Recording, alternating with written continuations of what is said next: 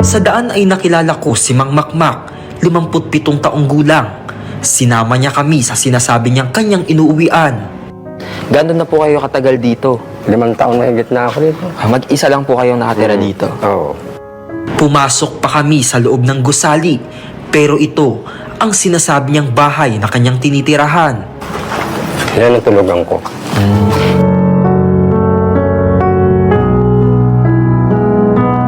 Walang pintuan, walang bintana, lugar kung saan naglagay lamang ng simpleng matutulugan.